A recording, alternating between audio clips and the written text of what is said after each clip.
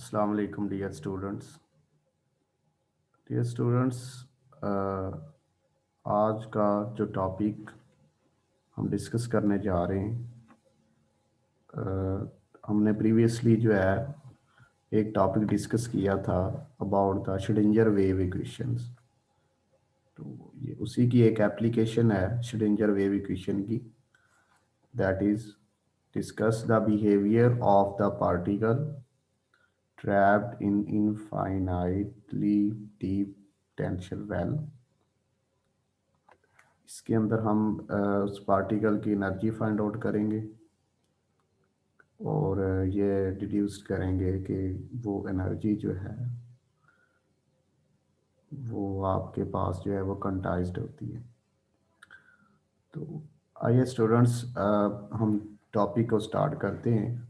यहाँ से हमने फर्स्ट ऑफ ऑल कुछ कंसिड्रेशन की हैं बाय अ डायग्राम कि आपके पास जो है एक पार्टिकल है,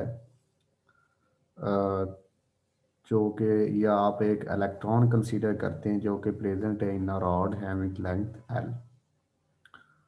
तो ये आपके पास एक रॉड है, उसकी लेंथ एल है और उसके अंदर एक इलेक्ट्रॉन जो है वो ट्रैप्ड है या एक इलेक्ट्रॉन जो है वो प्रेजेंट है। अब ये इलेक्ट्रॉन जो है, अगर हम इस सर्किट डायग्राम को देखें तो यहाँ पे भी नेगेटिवली चार्ज साइड है और यहाँ पे भी नेगेटिवली चार्ज साइड है due to the high potential of the battery. ये भी नेगेटिव साइड है और ये भी नेगेटिव साइड है। तो being a negatively charge particle, electron जो है वो बोथ साइड जो है या बोथ हैंड से रिपेल होगा। अगर इलेक्ट्रॉन इस साइड पे मूव करता है तो लेट्स से कि इस साइड को हम ए का नाम दे दें और एक साइड को हम बी का नाम दे देते हैं। जैसा कि मैं इसको ए का नाम दे देता हूँ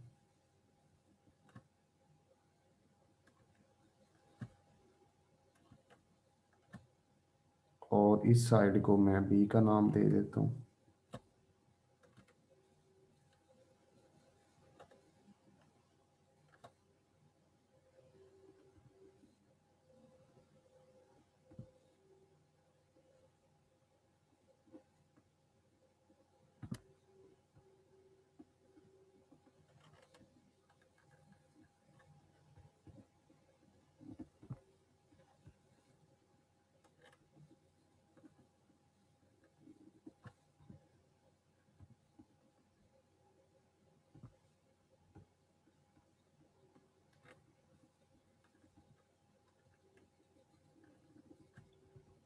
ये आपके पास साइड ए है, ये आपके पास साइड बी है और जो इलेक्ट्रॉन है वो इस length of the rod L जो है उसके अंदर इस तरह ट्रैप्ड किया गया है कि वो दोनों साइड से रिपेल हो रहा है due to the high potential, जो कि नेगेटिवली चार्ज है, क्योंकि ये भी साइड आपके पास नेगेटिव है और ये साइड भी आपके पास नेगेटिव है। तो अगर इलेक्ट्रॉन जो है वो साइड ए की तरफ मूव करता है तो ड्यू टू रिपल्शन वो फिर बैकवर्ड मूव करेगा, और अगर इस साइड पे मूव करता है बी साइड की तरफ तो ड्यू टू नेगेटिवली चार्ज यही इलेक्ट्रॉन जो है वो बैकवर्ड मूव करेगा। तो बाय दिस रिपल्शन जो है आपके पास जो इलेक्ट्रॉन होगा वो ट्रैप्ड हो जाएगा और इस रॉड के अंदर जो है वो टू एंड फ्रो मूव करना शुरू कर देगा। अब ये जो टू एंड फ्रो मोशन होगी इसको हम ऑसिलेटरी मोशन भी कह सकते हैं कि इलेक्ट्रॉन इसी के अंदर जो है वो मूव करता रहेगा, ऑसिलेट करता रहेगा। तो अगर हम इसकी इक्वेशन ऑफ मोशन जो है या यहाँ पे जो है हम जो इक्वेशन फाइंड आउट करेंगे या वेव इक्वेशन जो बनेगी वो सेम होगी जैसे एक ऑसिलेटर या oscillatory motion of the particle जो उसकी इक्वेशन बनती है, जैसे सिंपल हार्मोनिक मोशन वगैरह। उसके अंदर भी हमने ये डिस्कस किया है कि वो सेकंड ऑर्डर जो इक्वेशन बनती है वेव इक्वेशन, तो सेम जो इक्वेशन यहाँ पे भी जो है वो due to the to and fro motion of electron inside the rod जो है वो बन जाएगी। तो नेक्स्ट जो है हम कंसीडर करते हैं कि अगर यही आपके पास जो इलेक्ट्रॉन यहाँ पे ट्रैप्ड है वो इसी वेल के अंदर जो है वो टू एंड फ्रो अगर मूव कर रहा है, जिसको हम इनफाइनाइट पोटेंशियल वेल का नाम देते हैं, तो कौन सी लिमिटेशन है जहाँ पे हम इसको फाइंड आउट करेंगे, इसकी जो है एनर्जी को फाइंड आउट करेंगे। तो यहाँ पे जो है लिमिटेशन ये बताई गई है कि एट दिस कंडीशन या बाउंड्री कंडीशन जो है आपके पास जो पोटेंशियल है वो ज़ीरो होगा। मैंने यहाँ पे पोटेंशियल एनर्जी का नाम जो है वो बेसिकली मैं लेना चाहूँगा कि पोटेंशियल एनर्जी जो है इनसाइड द बॉक्स जो है वो ज़ीरो है इलेक्ट्रॉन की। इसकी रीज़न ये है कि जो चूँकि इलेक्ट्रॉन जो है वो इन द वेव फॉर्म जो है या हैविंग सम सूटेबल वेवलेंथ जो है उसके साथ जो है वो मूव करता है टू एंड फ्रो। तो उसकी जो पोजीशन है वो एक जगह पे एग्जैक्ट जो है हम लोकेट नहीं कर सकते। हम जस्ट प्रोबेबिलिटी जो है वो डिस्कस करना चाहते हैं यहाँ पे कि प्रोबेबिलिटी जो है इलेक्ट्रॉन की इनसाइड द बॉक्स जो है वो क्या है, कि इलेक्ट्रॉन जो है कहीं ना कहीं पे वाक़या होगा। ये एक प्रोबेबिलिटी है, ये 100% जो है श्योर नहीं है कि इलेक्ट्रॉन जो है किसी एक पॉइंट पे ही होगा। तो इसका मतलब ये है कि अगर हमें एग्जैक्ट लोकेशन का नहीं पता तो जो पोटेंशियल एनर्जी होगी इनसाइड द बॉक्स इलेक्ट्रॉन की वो भी ज़ीरो होगी at these conditions.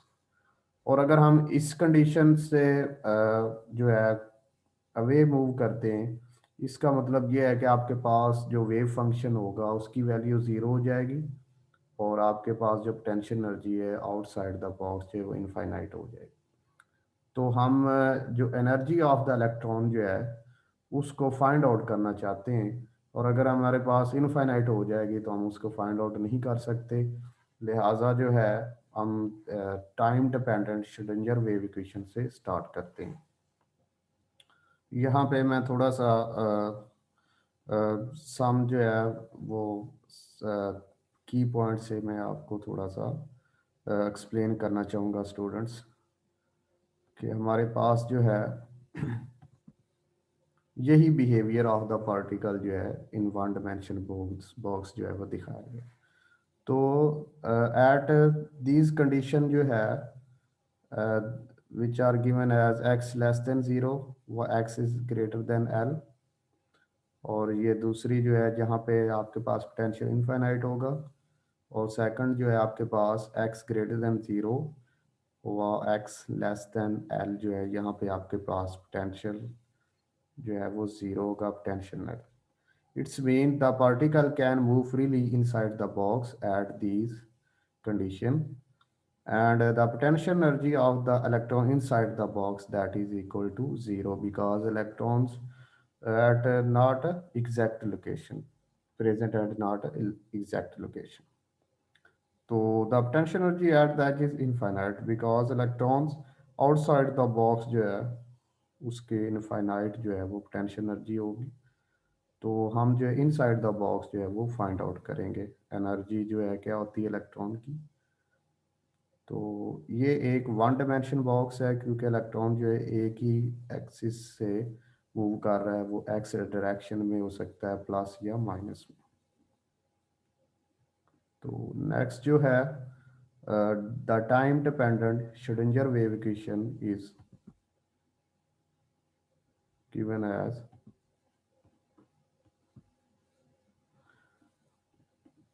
Minus h cut square over 2m d square psi over d x square plus v naught psi that is equal to e psi. या आप साई को बाहर common लेके लिख लें या साई को अंदर मल्टीप्लाई करके लिख लें, दोनों एक ही मीनिंग्स रखते हैं।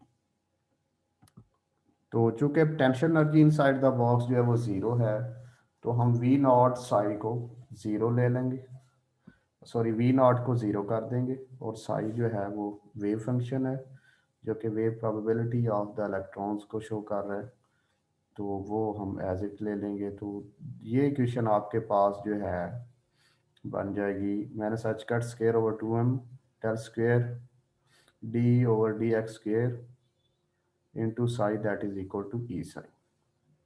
अब हमने क्या किया कि यहाँ पे जो है आपने माइनस एच कट स्केयर को यहाँ से इंटरचेंज किया, ये वैल्यू इधर मल्टीप्लाई होगी ये माइनस एच कट स्केयर, ये वैल्यू जो है हमने यहाँ से प्लस और माइनस करनी है, तो ये वैल्यू इधर ही रह जाएगी। D two square d square over d x square into psi that is equal to e psi into two m over h cut square, यहाँ पे माइनस आ जाएगा। अब ये माइनस वाली वैल्यूज जब इधर आएगी तो यहाँ पे प्लस आ जाएगी। नेक्स्ट जो है हम क्या करेंगे, क्योंकि हमारे पास जो है हम इसको फर्दर सिंपलीफाई करना चाहते हैं, और हमने ये भी सीन किया है कि इलेक्ट्रॉन की जो मोशन है वह टू एंड फ्रो है। तो एज इट जैसा कि हम और सिंपल हार्मोनिक मोशन के लिए कंसीडर करते हैं, इस यहाँ पे भी हम सम सब्स्टिट्यूशन करेंगे। वो क्या होगी, k square that is equal to two m e over h cut square. हम एक सिंपल फॉर्म बनाना चाहते हैं, सिंपल वेव इक्वेशन बनाना चाहते हैं। उसके लिए हमने लेट किया कि के स्केयर बराबर है two m e over h cut square. K की जगह इसकी जगह पे के की वैल्यू पुट करेंगे तो आपके पास ये एक सेकंड ऑर्डर डिफरेंशियल इक्वेशन आ जाएगी। और इसका जो सोल्यूशन होगा वो आपके पास होगा जी psi of x that is equal to a sine k x plus b cos k x. यहाँ पे ए एंड बी जो है वो कांस्टेंट है, और उनकी वैल्यूज जो है हम डिटरमिन करेंगे by applying initial boundary condition या सर्टेन कंडीशंस। अब हम क्या करते हैं कि बॉक्स के ऊपर जो है वो हमने जो है वो कंडीशन को यूटिलाइज करवाया। एक x is equal to zero है और एक x is equal to l है। तो at x is equal to zero psi of x की वैल्यू जो है वो ज़ीरो होगी। ठीक है जी। और अगर हम इस इक्वेशन के अंदर x की वैल्यू ज़ीरो पुट करते हैं तो साइन ज़ीरो ज़ीरो होगा और cos ज़ीरो जो है वो वन की वैल्यू देगा। तो आपके पास जो b की वैल्यू आ जाएगी वो क्या आ जाएगी, यहाँ से cos ज़ीरो वन हो जाएगा, b एज इट आ जाएगा, ये वाली टर्म जो है वो टोटल ज़ीरो हो जाएगी, और ये भी ज़ीरो है तो b की वैल्यू जो है वो ज़ीरो आ जाएगी। अब ये जो b की वैल्यू ज़ीरो है ये हम इसी इक्वेशन के अंदर पुट करेंगे, तो साई ऑफ एक्स बराबर आ जाएगा ए साइन के एक्स। ये आपके पास एक बाउंड्री कंडीशन जो है वो हमने अप्लाई कर दी। सेकंड हम अप्लाई करेंगे at x is equal to l. तो at x is equal to l जो है, यहाँ पे आपके पास फाई ऑफ एल जो है वो ज़ीरो हो जाएगा। ठीक है जी। क्योंकि जब हम इसी इक्वेशन के अंदर एक्स की वैल्यू जो है वो एल पुट करेंगे, ठीक है, तो आपके पास जो है साई ऑफ एल ज़ीरो होगा, तो ये वैल्यू आप अगेन यहाँ पे पुट करेंगे तो ए साइन के एल जो है वो ज़ीरो के बराबर आ जाएगा। अब ये साई ऑफ एल ज़ीरो कैसे आई वैल्यू, हमने क्या किया, यहाँ पे एल पुट कर दिया, ए साइन के एल जो है वो एज इट आ जाएगा, और बी कॉज के एल एक्स जो है वो अगर हम यहाँ पे पुट करेंगे तो वो वैल्यू ज़ीरो देता है। इट्स मीन कि आपके पास जो है सम बाउंड्री कंडीशन जो है at x is equal to l जो है वो यहाँ पे पुट करेंगे तो ये वैल्यू आपके पास ज़ीरो आ जाएगी। ये इंटीग्रल मल्टीपल जो है उसकी वजह से।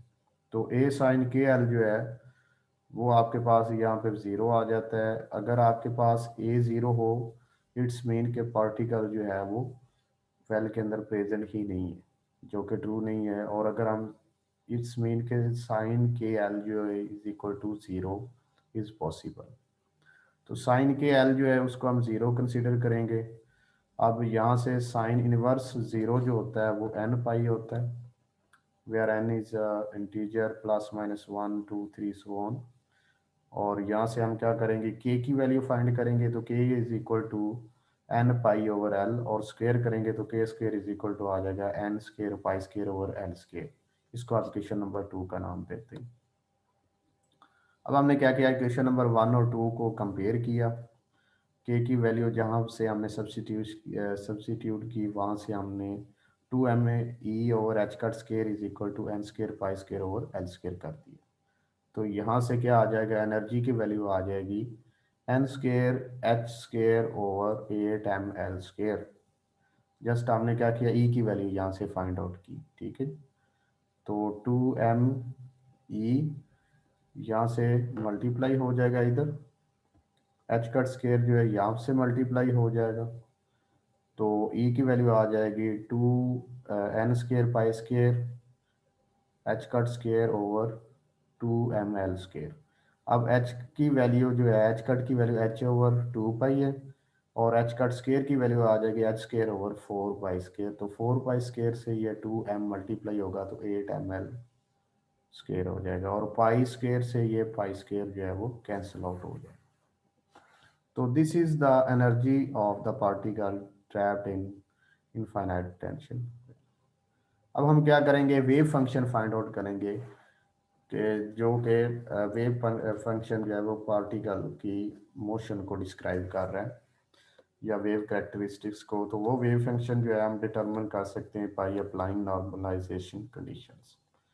तो this is a general form of normalisation condition that is equal to psi into psi, ये स्टेरिक जो है वो कॉन्जुगेट होता है, और डी ऑफ एक्स जो इंटीग्रल रेंज है वो -इन्फिनिटी से प्लस है इज इक्वल टू 1। तो ये नॉर्मलाइजेशन कंडीशन है ऑफ वेव फंक्शन।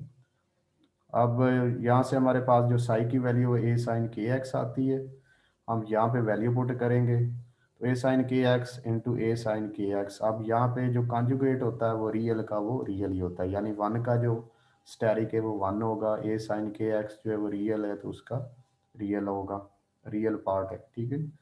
तो हमारे पास जो कंडीशन आती है वो 0 से एल है, पार्टिकल जो कि ट्रैप्ड है इन बॉक्स। तो यहाँ से हम मल्टीप्लाई करेंगे तो ये आपके पास वैल्यू आ जाएगी। इसको फर्दर सॉल्व करते हैं तो हम इसको जो है यहाँ से जो है वो कुछ ट्रिग्नोमेट्रिक जो फंक्शन की आइडेंटिटी है वो अप्लाई करेंगे, तो वो आ जाती है 1 - cos 2 kx/2। ए स्क्वेयर जो है वो बाहर कॉमन ले लेंगे, यहाँ पे ए स्क्वेयर आएगा, दैट इज इक्वल टू 1। अब लिमिटेशन अप्लाई करने के लिए हम इनको सेपरेट कर देंगे। सेपरेट करने के बाद हम इंटीग्रेट करेंगे, लिमिट पुट करेंगे, तो आपके पास जो आंसर है वो ये आ जाएगा। अब यहाँ पे हमने क्या किया कि के की वैल्यू जो है वो पुट करेंगे n π/l, और के की वैल्यू पुट करने के बाद जो है sin 2 n π, और ये 1/2 के आ जाएगा। एल से जो है वो एल कैंसिल हो जाएगा, एल माइनस ये आ जाएगा, दैट इज इक्वल टू 1। अब यहाँ से जो है a²/2 l - 1/2 के sin 2 n π that is equal to 1।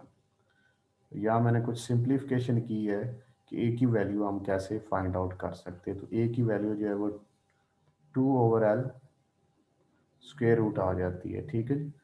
तो ये 2/l² that is the value of a. Again हम psi is equal to a sine k l या के एक्स की जगह पे पुट करेंगे वैल्यू ऑफ ए, तो हमारे पास एक कंप्लीट वेव फंक्शन आ जाएगा जो कि डिस्क्राइब करता है मोशन ऑफ द पार्टिकल जो कि trapped in infinite potential well. अब जो एनर्जी है वो डिपेंड करती है different states of the particle या इलेक्ट्रॉन जो है। तो हमारे पास जो एनर्जी है एन स्टेट की वो हमारे पास n²h²/8ml² है। ये हमारे पास एनर्जी लेवल डायग्राम है। अब यहाँ पे हमारे पास जो n है वो है प्रिंसिपल क्वांटम नंबर। तो फॉर वन जो है n is equal to 1, energy state जो है 1 आती है, that is called 0 point energy या ग्राउंड स्टेट एनर्जी, और ये ऑलवेज ग्रेटर देन 0 होती है। इसका मतलब ये है अगर इज इक्वल टू होगी 0 तो इसका मतलब एनर्जी ऑफ द पार्टिकल जो है वो 0 का मतलब ये है कि पार्टिकल जो है वो एट रेस्ट पे है, लेकिन ये इम्पॉसिबल है फॉर द इलेक्ट्रॉन के उसको हम एट रेस्ट पे जो है पार्टिकल के अंदर जो है वो कैसे ले आएंगे, ठीक है। तो ये नॉट पॉसिबल है, नॉट अलाउड है, इसलिए हम ग्राउंड स्टेट एनर्जी जो है उसकी मिनिमम वैल्यू जो है उसको E1 से स्टार्ट करते हैं। तो this is the energy of the particle trapped in infinite potential. Thank you.